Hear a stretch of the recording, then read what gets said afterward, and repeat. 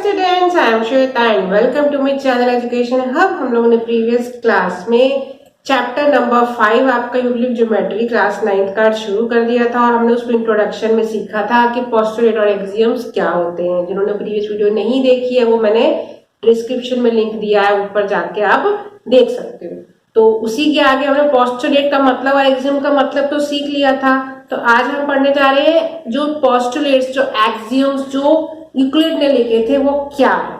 अब ये भी मैंने आपको बताया था कि ये यूनिवर्सल ट्रूथ होती है, इसका हम कोई प्रूफ नहीं दे सकते। अब देखते हैं इसका क्या मतलब है, क्या पढ़ता है, इसको क्या कहते हैं। Axioms, things which are equal to the same thing are equal to one another. ठीक है, अब जैसे मैंने ये हाथ में पकड़ा, ये एक मार्कर है। अब मैंने बोला ये वाला मार्कर इस मार्कर के बराबर है। अगर ये वाला मार्कर इस मार्कर के बराबर है तो मैंने एक और मार्कर ले लिया। अब मैं कह रही हूँ कि ये वाला मार्कर इस मार्कर के बराबर है, ये वाला मार्कर ये वाला मार्कर इसके बराबर है, ये दोनों हो गए। और मैंने बोला ये तीसरा वाला मार्कर है वो भी इस वाले मार्कर के बराबर है। जब ये वाला इसके बराबर है तो ये वाला फिर इसके बराबर भी तो होगा। कोई भी दो चीजें अगर इक्वल हैं और जो थर्ड जो हमारे पास ऑब्जेक्ट है अगर वो पहले वाले ऑब्जेक्ट के बराबर है तो वो ऑब्वियसली दूसरे वाले ऑब्जेक्ट के बराबर ही होगा। यही यहाँ पर लिखा है। अब देख लो, मान लो मैंने यहाँ पे एक ट्राइंगल लिया, ये मैंने बोला कि ये जो ट्राइंगल है इस ट्राइंगल के बराबर है और ये जो ट्राइंगल है इस ट्राइंगल के भी बराबर है। तो अगर ये ट्राइंगल इस ट्राइंगल के बराबर है, ये ट्राइंगल इस ट्राइंगल के बराबर है, तो ये दोनों भी तो आपस में बराबर ही होंगे, या इसको कोई हम प्रूफ कर सकते हैं। अब हमारा हाथ ही ले लो, मैंने आपको मार्कर से सिखाया, मेरा हाथ है। अब दोनों हाथ के ऊपर मैंने हाथ रख दिया। अब आपको एक ही हाथ लग रहा है ना, ये एक ही हाथ लग रहा है। जो जिसके साथ पूरा हमारा मतलब ये इसके बराबर है, ठीक है। सॉरी, मैंने गलत एग्जाम्पल ले लिया, यहाँ पर ये एग्जाम्पल नहीं लगेगा, पर आप मतलब समझ गए हो ना कि कोई एक ऑब्जेक्ट दूसरे ऑब्जेक्ट के अगर बराबर है और दूसरा ऑब्जेक्ट तीसरे ऑब्जेक्ट के बराबर है तो जो पहला ऑब्जेक्ट है वो दोनों ऑब्जेक्ट के बराबर होगा। Things which are equal to the same thing, कोई चीज आप सेम चीज से इक्वल है। Things are equal to one another, वो आपस में भी इक्वल होंगी। हो गया क्लियर, फर्स्ट पॉइंट। सेकंड क्या है, if equals are added to equals the wholes are equals. Equals are added to equals क्या मतलब है, मान लो मैंने यहाँ पर लिखा 4 और इधर भी लिखा 4, दोनों इक्वल्स हो गए। इक्वल्स हो गए, यहाँ भी 4, या एडेड टू इक्वल्स, अगर वो किसी इक्वल नंबर से ऐड हो रहे हैं। मान लो मैंने इसमें 2 ऐड किया, यहाँ भी 2 ऐड किया, दो इक्वल से ऐड कर दिया, तो हमारा आंसर क्या आएगा, इधर भी 6 आएगा, यहाँ भी 6 आएगा। तो क्या लिखा है, the equals are added to equals the wholes are equal. ये जो होल नंबर आया ये भी तो आपस में इक्वल आया, ये भी यूनिवर्सल ट्रूथ थी, इसमें हम कोई चेंज नहीं कर सकते। कोई भी दो इक्वल नंबर में दो इक्वल नंबर को ही ऐड कर देंगे तो हमारा आंसर भी तो इक्वल ही आएगा। क्लियर हो गया, समझ में आया। ये है इसका दूसरा एक्सियम। थर्ड वाला भी सेम है हमारा, जैसे इक्वल में हम ऐड करते थे वैसे यहाँ पर माइनस में। If equals are subtracted from equals, the remainders are equal.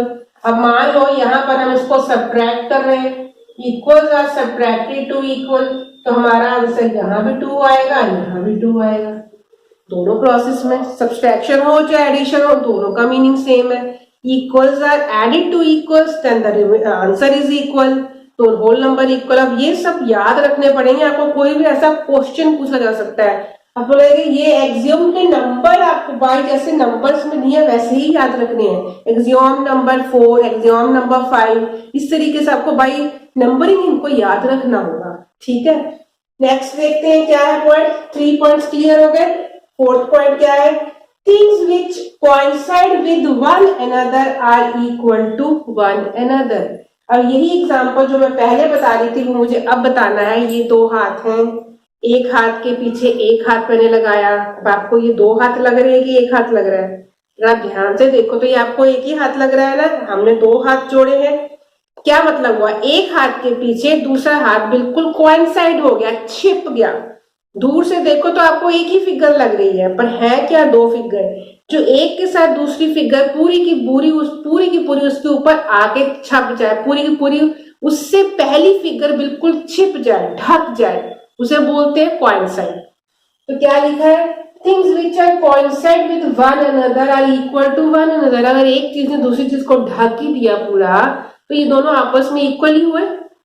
ढकने का मतलब ये नहीं कि आप कहोगे मैम इधर से ढका, जैसे चाहे छोटा हो तो भी पता चल जाएगा, पर नहीं, दोनों तरफ से, इधर से भी बराबर ढकना है, इधर से भी, दोनों साइड से पता होना चाहिए कि हमारा बराबर ढक रहा है। एक तरफ से छोटा या बड़ा नहीं कि बड़े के बीच में छोटा छुपा लिया तो कहोगे मैडम ये तो कोइंसाइड हो गया। कोइंसाइड मतलब कि पूरा कवर करना, ओवरलैप करना, ओवरलैप पूरा ढक देना। तो इसका मतलब क्या है कि ये वाला हाथ हमारा ऑब्वियसली इस हाथ के बराबर ही हुआ। तो कोई चीज, अगर कोई ऑब्जेक्ट किसी दूसरे ऑब्जेक्ट को, कोई शेप दूसरी शेप को पूरा ढक देती है, कोइंसाइड करती है, तो वो दोनों शेप्स आपस में इक्वल होगी। हो गया क्लियर? नेक्स्ट क्या है पॉइंट हमारा, the whole is greater than the part. अब जो होल नंबर है वो पार्ट से ग्रेटर होता है। आप लोगों ने फ्रैक्शन सीखा हुआ है, फ्रैक्शन में हम लोग पार्ट्स पढ़ते हैं। अब मान लो यहाँ पर एक मैंने पिज्जा बना दिया, पिज्जा के कितने सारे पार्ट्स होते हैं, ठीक है, आप उसमें से आपने एक पीस, एक पार्ट उठा के खाया, आपने एक पीस वहां से निकाल लिया, ये वाला पीस निकाल लिया, तो ये वाला पीस इस पूरे होल से तो छोटा ही है ना। हमने इस होल के पार्ट्स किए हुए हैं, फ्रैक्शन किए हुए हैं, पार्ट्स छोटे पार्ट्स में डिवाइड किया है। मैं जस्ट एक एग्जांपल समझा रही हूँ। तो वही लिखा है, द होल इज ग्रेटर, हमेशा जो होल नंबर है वो उसके पार्ट से हमेशा ही बड़ा होगा। होल नंबर है वो उसी का फ्रैक्शन कर देंगे, उसके पार्ट्स में डिवाइड कर देंगे, तो पार्ट से तो हमेशा ऑब्वियसली जो होल नंबर ही बड़ा होगा। तो अब तक जितने भी मैंने स्टेटमेंट्स पढ़ी हैं, आपको लगता है इनमें कोई प्रूफिंग की जरूरत है? ये सारी स्टेटमेंट्स आपको ऑलरेडी पता है, आपको इन सब चीजों के बारे में पता है कि हम किसी में कुछ इक्वल ऐड करेंगे तो इक्वल ही आंसर आएगा, ओवरलैपिंग सब आपको पता है। तो ये सब उसने लिखे एक्सियोम, किसने लिखे? यूक्लिड ने लिखे। हो गया क्लियर? इन सब में हमें कोई प्रूफिंग की जरूरत नहीं है, ये जनरल मैथमेटिक्स के कुछ रूल्स हैं, ठीक है। अब नेक्स्ट देखते हैं, the things which are double of the same things are equal to one another same. इसी की तरह हो गया, मान लो इसका कोई डबल कर दिया, अब 4 है, 4 का डबल किया तो हमारा कितना हो जाएगा? 8 हो जाएगा। यहाँ भी 4 है, उसका डबल करेंगे यहाँ भी 8 हो जाएगा। तो ये दोनों हमारा, ये दो डबल मतलब मल्टीप्लाई बाय 2 कर देंगे, तो यहाँ हमारा आंसर आ गया 8। वही चीज आ गई, things which are double of the same thing, same thing, इसी नंबर का अगर हम डबल करेंगे तो हमारा आंसर जो डबल करके आएगा वो भी सेम आएगा। हो गया क्लियर? लास्ट वाला पॉइंट भी यही है, अगर हम किसी का हाफ करेंगे, किसी नंबर का हाफ, दो इक्वल नंबर्स का हाफ हाफ करेंगे तो उनका आंसर भी हमारा सेम ही आने वाला है। यही एग्जांपल फिर से ले लेते हैं। अब मैं 6 ले लेती हूँ, 6 और 6 है, इनका हमने हाफ कर दिया, इनको हाफ से डिवाइड कर दिया, तो यहाँ भी 3 आंसर आ गया, यहाँ भी 3 आंसर आ गया। यही हमारा लास्ट वाला एग्जाम है, things which are half of the same things are equal to one another. उसका हाफ करेंगे तो वो भी आपस में बराबर होगा। आई होप आपको ये सारे एग्जाम्स क्लियर हो गए हैं, इनको आपको अच्छे से लर्न करना है, और क्वेश्चन में किस तरीके से पूछे जाते हैं वो हम क्वेश्चन जब करेंगे तो वो भी हम डिस्कस कर लेंगे। तो आई होप आपको ये सारे एग्जाम्स क्लियर हो गए। अब हम पोस्टुलेट्स पढ़ते हैं। अब हम यूक्लिड्स के पोस्टुलेट्स के बारे में पढ़ना स्टार्ट करते हैं। तो यूक्लिड के पोस्टुलेट्स हैं, पोस्टुलेट 1 जैसे ये है तो पोस्टुलेट 1 है, ये पोस्टुलेट 2 है। इस पोस्टुलेट 1 में एक एक्सियम भी है, तो ये भी हम पढ़ते हैं। पहला पोस्टुलेट क्या कहता है? अ straight line may be drawn from any one point two any another point. ये सब हम लोगों ने मैथ्स में ज्योमेट्री में पढ़ा हुआ है। आप लोगों ने ज्योमेट्री जब स्टार्ट की थी आप लोगों को पता है 2 पॉइंट है, एक ये पॉइंट है, एक ये पॉइंट है। इन दोनों को क्रॉस करते हुए आपस में हमारी सिर्फ एक ही लाइन ड्रॉन हो सकती है, पता है आप लोगों को। और सिंगल पॉइंट, अगर एक पॉइंट है उससे लाइन खींचनी है तो हमारी बहुत सारी लाइंस ड्रॉन हो सकती हैं, वही यहाँ पर लिखा है। अब इसी को उन्होंने प्रूफ करने को बोला axiom, given 2 distinct points, 2 distinct points दिए हुए हैं। वही चीज है जो पोस्टुलेट में लिखी है वही एक्सियम में लिखी है, 2 डिफरेंट पॉइंट है, डिस्टिंक्ट अलग अलग पॉइंट्स हैं। There is a unique line that passes through them. इसी यही मतलब को यहाँ पर लिखा यूनिक लाइन पासिस, तो यहाँ पे लिखा है any one point two another line में भी अ स्ट्रेट लाइन में भी ड्रॉन फ्रॉम। यहाँ पे मतलब एक स्ट्रेट लाइन ड्रॉन हो सकती है हमारी वन पॉइंट, एक पॉइंट से दूसरे पॉइंट तक, यही लिखा है। एक्सियम क्या है? Given 2 distinct point, 2 distinct point given है, there is a unique line, एक अकेली यूनिक लाइन भी हमारी पास हो सकती है। अब इसके और इसके बीच में से हमारी एक ही यूनिक लाइन तो पास हो सकती है, और लाइन तो पास नहीं हो सकती है। तो मैंने मोटे मोटे पढ़ना, एक सिंपल सिंगल पॉइंट है, उनसे तो हमारी ओनली वन लाइन पास हो सकती है। हाँ, अगर सिंगल एक ही पॉइंट से पूछा गया तो हमको पता है कि एक पॉइंट से तो इनफाइनाइट लाइंस पास हो सकती हैं। तो ये चीज भी हमने पढ़ी हुई है, आपको बस स्टेटमेंट को लर्न करना है। आपको देखने में आसान जरूर लग रहा है, पर ये स्टेटमेंट्स तो इजी है, इनके मीनिंग भी इजी है, पर एक दो क्वेश्चंस में इनकी प्रूफ, इनको बारे में सॉल्व करना थोड़ा सा हमको पोस्टुलेट याद होंगे तभी हम उसको कर पाएंगे, घबराने की जरूरत नहीं है। अब नेक्स्ट वाला पोस्टुलेट पढ़ते हैं, second. A terminated line can be produced indefinitely. A terminated line, अब टर्मिनेटेड क्या होता है, इसी को बोलते हैं टर्मिनेटेड लाइन। हम लोगों ने क्या पढ़ा हुआ है, हमने इसको पढ़ा हुआ है एज ए लाइन सेगमेंट। आपने लाइन सेगमेंट के बारे में पढ़ा हुआ है, क्या होती है, तो वो उसको यूक्लिड ने क्या नाम दिया था, टर्मिनेटेड लाइन। तो टर्मिनेटेड लाइन का मतलब क्या है, उसका कहने का कैन बी प्रोड्यूस इनडेफिनेटली। अब इसको हम इधर भी एक्सटेंड कर सकते हैं, प्रोड्यूस कर सकते हैं, हम इस साइड भी प्रोड्यूस कर सकते हैं, और जितना मन चाहे हम उसको प्रोड्यूस कर सकते हैं। ये भी समझ में आ गया। कोई एक लाइन सेगमेंट है, उसको हम दोनों साइड पे, बोथ साइड, उसको जितना लंबा चाहे जितना लंबा उसको प्रोड्यूस कर सकते हैं। ये भी एक स्टेटमेंट है, इसका कोई प्रूफ तो है नहीं, कोई यूनिवर्सल ट्रूथ है। एक लाइन को हम जितना मर्जी एक्सटेंड कर दे वो एंड तो कभी होगी नहीं। तो ये हो गया हमारा सेकंड पोस्टुलेट। अब यूक्लिड का थर्ड पोस्टुलेट क्या कहता है, थर्ड पोस्टुलेट का मतलब है circle can be drawn with any centre and any radius. ये भी पता है हमको, एनी सेंटर, मैंने यहां भी एक सेंटर ले लिया, मैंने यहां भी एक सेंटर ले लिया, मैंने यहां भी एक सेंटर ले लिया, मैंने यहां भी एक सेंटर ले लिया, तो क्या इसको हम सेंटर मान के इसका सर्कल नहीं बना सकते, बना सकते हैं ना। और बोले drawn with any centre and any radius. अब रेडियस भी मैंने अलग अलग ले लिया, इसका मैंने इतना रेडियस ले लिया, इसका मैंने इतना रेडियस ले लिया, इसका मैंने इतना रेडियस ले लिया, इसका मैंने इतना रेडियस ले लिया। सब मैंने कोई मेजरमेंट तो की नहीं है, सब अपनी मर्जी से रेडियस ले लिए। तो हम क्या है, इसके सर्कल नहीं बना सकते, सर्कल बन जाएंगे ना। ये तो मैं रफली बना रही हूँ, आप प्रकार से बनाओगे ये रेडियस के अकॉर्डिंग, तो हमारा सर्कल बन जाएगा जैसा भी बनाया। तो मतलब समझ में आ गया, कोई भी सेंटर पॉइंट हो, किसी भी सेंटर पॉइंट से जितनी मर्जी मेजरमेंट का रेडियस ले लो, सर्कल तो हमारा बन ही जाएगा। तो ये हमारा हो गया थर्ड पोस्टुलेट, जिसको हमें लर्न करना है। फोर्थ पोस्टुलेट क्या कहता है, all right angles are equal to one another. ये भी हमें पता है, ये भी यूनिवर्सल ट्रूथ है। एक राइट एंगल है, ये राइट एंगल है। अब इसके राइट एंगल का हमें पता है, मतलब कि राइट एंगल का मतलब होता है 90 डिग्री का एंगल। अगर हमें कोई बोल रहा है कि ये एक राइट एंगल है, तो हमारे माइंड में क्या आएगा कि ये राइट एंगल है, तो इसका मतलब इसका मेजरमेंट क्या है, 90 डिग्री। तो कोई भी पर्सन अगर हमें बोलेगा कि ये एक राइट एंगल है, ये भी एक राइट एंगल है, अगर उसने बोला ये राइट एंगल है, ये भी एक राइट एंगल है, तो क्या होगा, दोनों इक्वल ही तो होंगे। एक का मेजरमेंट 90 डिग्री है, दूसरे का मेजरमेंट तो 90 डिग्री ही होगा। तो वो होगी हमारी fourth postulate, all right angles are equal to one another. सारे राइट एंगल्स एक दूसरे के बराबर होते हैं। अब हम बोलेंगे अक्यूट एंगल, पढ़ा हुआ ना अपने, अक्यूट एंगल तो हमारे बराबर नहीं होते, क्योंकि 0 से लेके 90 के बीच के सारे एंगल हमारे अक्यूट एंगल आते हैं। अब स्ट्रेट एंगल है, वैसे जैसे ये 90 डिग्री है, तो उसने तो, ये तो मैं आपको और एग्जांपल बता रही हूँ, जो एक्सियम, जो पोस्टुलेट यूक्लिड ने लिखा है उसने यही लिखा है। तो हमने क्या लर्न किया, पहला वाला पोस्टुलेट क्या था, 2 पॉइंट्स आपस में एक ही लाइन जो बनाते हैं। सेकंड पोस्टुलेट हमारा क्या था, सेकंड पोस्टुलेट एक लाइन है, सेगमेंट है, उसको हम दोनों तरफ से एक्सटेंड कर सकते हैं, प्रोड्यूस कर सकते हैं। थर्ड पोस्टुलेट क्या था, एनी पॉइंट और एनी रेडियस का हम सेंटर सर्कल बना सकते हैं। फोर्थ पोस्टुलेट क्या था कि जितने भी राइट एंगल है वो सबकी मेजरमेंट एक होती है। अब लास्ट और एक इंपॉर्टेंट, थोड़ा सा लंबा जो समझने वाला है, एक पोस्टुलेट हमारा इसका रह गया है।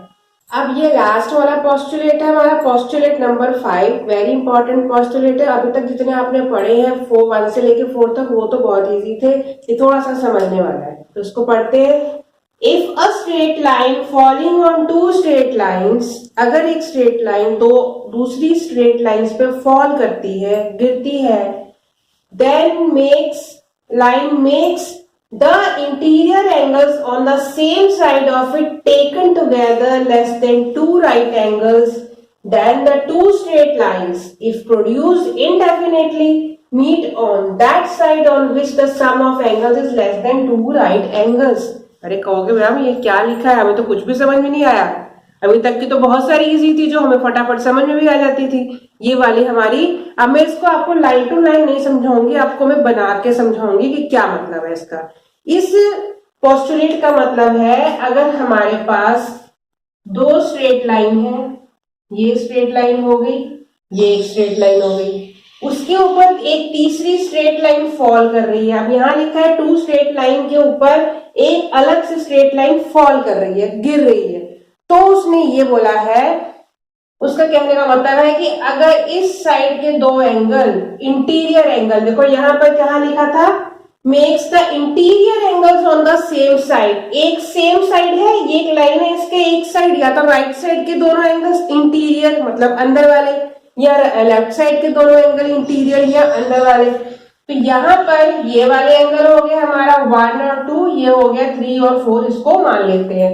ठीक है, इन्होंने बोला है कि अगर ये 3 और 4 एंगल, तीसरा एंगल और चौथा एंगल, हाँ एक बार पढ़ लेते हैं, then two straight angles produce indefinite meet on that side on which the sum of angle is less than two right angles. Sum of angle is less than two right angles. अब one right angle हमारा कितना होता है 90 degree, तो to right angles कितना हो गया हमारा 180 डिग्री, यानी कि 90 plus 90 that is equal to 180 degree. तो उसका कहने का मतलब है कि अगर सेम साइड के दो इंटीरियर एंगल्स जो बन रहे हैं उनको अगर हम सम अप करेंगे तो अगर उनका आंसर जो है ये वाला जो है लेस देन 180 डिग्री आ रहा है, लेस देन 180 डिग्री आ रहा है। अब देखो आपको देखने से लग रहा है कि ये दोनों का लेस देन 180 डिग्री आ रहा है। इसको मैं इधर लिखती हूँ, ये मुझे अभी आपको बना के दिखाना है। यहाँ पे लिख देते हैं ये हमारा 90 प्लस 90 कितना हो गया 180 डिग्री, और हमें करना क्या है, एंगल, दोनों एंगल का सम जो है लेस देन 180 डिग्री अगर आता है, 180 डिग्री से कम आता है, टू राइट एंगल्स के सम से कम आता है, तो ये कहीं ना कहीं आगे जाकर अगर हम इनको एक्सटेंड करेंगे तो ये आगे जाकर कहीं ना कहीं पर ये आपस में मीट करेंगी। क्लियर, ये इस स्टेटमेंट का मतलब है। और जस्ट इसका अपोजिट, जैसे इधर वाले एंगल है, अगर दो वन साइड के इंटीरियर एंगल्स, जैसे ये मैंने 1 और 2 नाम दिया है, इन दोनों का सम अगर ग्रेटर देन 180 डिग्री आ रहा है, बड़ा आ रहा है, तो ये आपस में कभी भी मीट नहीं करेंगी। ये इधर को जाएगी, ये लाइन इधर को जाएगी, ये आपस में मीट नहीं करेंगी।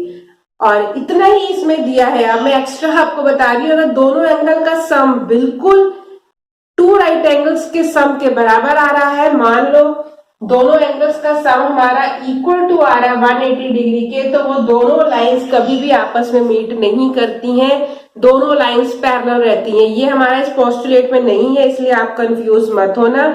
हमने जो सीखा, मैं आपको जो समझाया उसके अकॉर्डिंग आपको बता दूं, if a straight line falling on two straight lines, एक स्ट्रेट लाइन फॉल कर रही है दूसरी दोनों स्ट्रेट लाइंस के ऊपर, स्ट्रेट लाइन बोला है पैरेलल लाइन तो बोला नहीं है।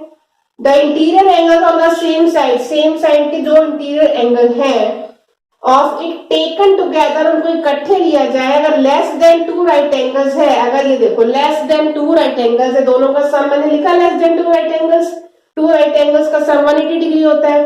Then the two straight lines if produce indefinitely, अगर दो स्ट्रेट लाइन को आगे बढ़ा दिया जाए, प्रोड्यूस इनडेफिनेटली, जितने आगे बढ़ा सकते हैं अगर हम बढ़ाया जाए, आगे बढ़ा दिया जाए, meet on that side on which the sum of angle is less than two right angles, उस साइड पे ही वो आपस में जाके मीट करेंगे। हमने इधर भी एक्सटेंड कर दिया, इधर भी, और एक साइड भी एक्सटेंड कर दिया, उस जगह पे जाके वो मीट करेंगी, उसी साइड पे, मतलब इस साइड या इस साइड, उस साइड मीट करेंगी जहां पे दोनों एंगल का सम जो है कम होगा, 92 राइट एंगल्स के सम से कम होगा। क्लियर हो गया पोस्टुलेट, कोई डाउट? आई होप आपको अच्छे से क्लियर हो गया है। इसको आपको समझाया मैंने अच्छे से, और आपको एग्जाम में इसकी इतनी ज्यादा से ज्यादा पोस्टुलेट लिखने को आ जाएगा। अगर आएगा तो आप इस तरीके से डायग्राम बना के इनके एंगल्स का निशान दे के यहाँ पर ये लिख दोगे, आपको पूरे नंबर मिल जाएंगे। क्लियर। अब इन्हीं से रिलेटेड किस तरीके के क्वेश्चंस पूछे जा सकते हैं आपके बुक के ही एग्जाम्पल अभी हम करते हैं। आपकी बुक का ही एग्जाम्पल नंबर 1 देखते हैं। बस इतने ही एग्जाम्पल्स आपके बुक वाले और आपके एक्सरसाइज वाले आप कर लो। इसी के बीच में से आपको क्वेश्चन कोई ना कोई पूछा जाएगा। इसमें आपको एक्स्ट्रा क्वेश्चन बाहर से नहीं पूछे जाते हैं। या तो कोई पोस्टुलेट लिखने को बोल देंगे या एग्जाम लिखने को बोल देंगे। तो हम इस क्वेश्चन को पढ़ते हैं। यहाँ पर क्या दिया है, if A B and C are 3 points on a line, एक लाइन है उस पे 3 पॉइंट्स है A B and C, and B lies between A and C, और जो बी है ए और सी के बिटवीन है, बीच में है। Then prove that A B plus B C is equal to A C. अभी हमें प्रूफ करना है, हमको क्या प्रूफ करना है, टू प्रूव हमारा क्या है, A B plus B C is equal to A C. Clear. क्या करेंगे, सिंपल सा एक एक्सियम लगेगा इसमें हमारा। अब कुछ सोचो कौन सा एक्सियम लगेगा। अब ध्यान से देखो, हम जैसों को नहीं समझ में आएगा कि हम इसमें क्या करेंगे। सिंपल सा क्वेश्चन, हमको तो पता ही है ए प्लस बी, ए बी और बी सी को जोड़ेंगे तो ए सी ही निकलेगा।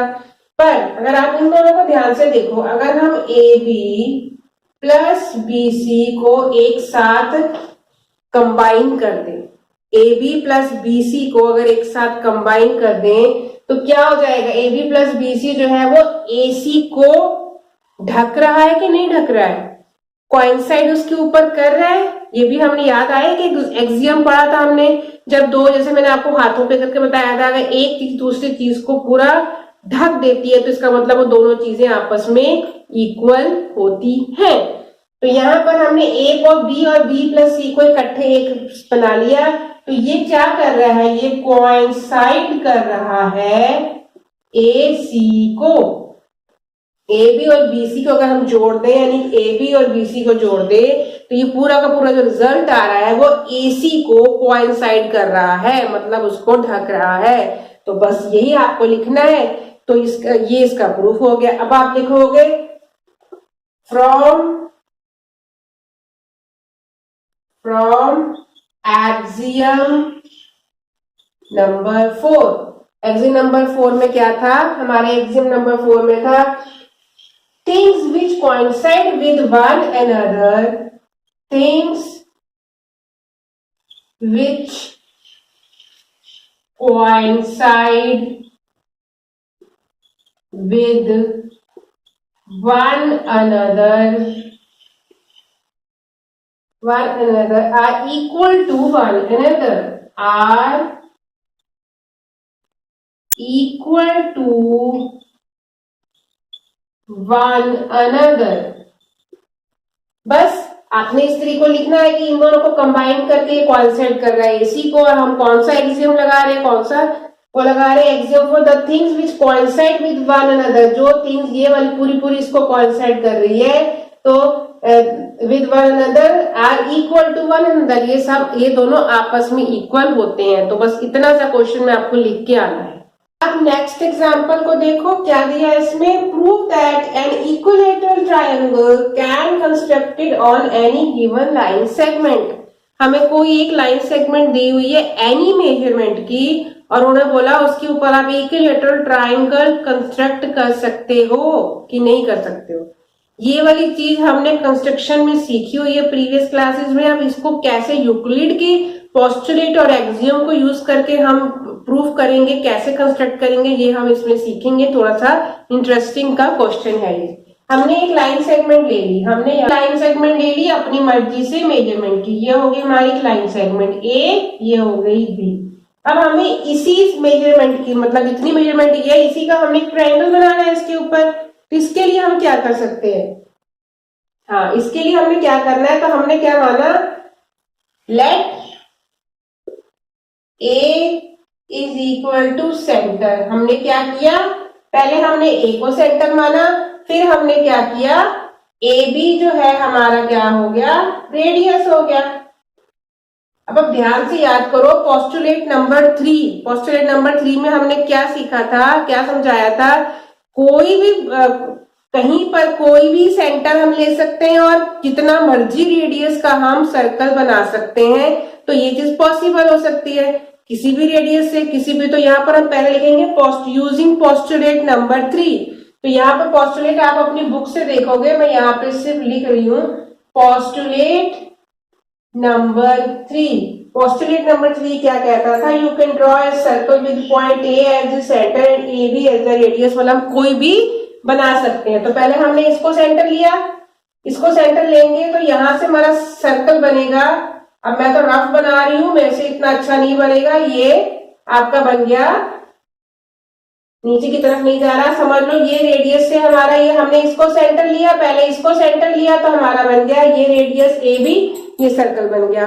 ठीक है, अब हमने क्या करना है, नेक्स्ट टाइम हमने क्या किया, बी को सेंटर लिया, हमने लिया B as A centre, B centre लिया, यहां से पे सुई रखेंगे, पहले हमने कंपास की सुई यहाँ पे रखी ए पे, अब हम रखेंगे बी पे। रेडियस हमको इतना ही लेना है, इसमें भी रेडियस हमारा इसमें भी कितना हो जाएगा, ए बी ही होगा इसमें हमारा रेडियस।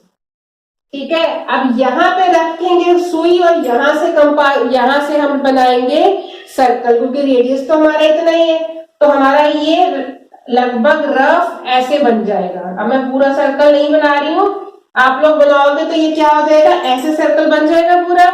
इधर से इधर एक बारी हमने कंपास की नीडल यहाँ रखी, फिर सर्कल बनाया इतना रेडियस, एक बारी कंपास की नीडल यहाँ रखी और यहाँ से सर्कल बना दिया।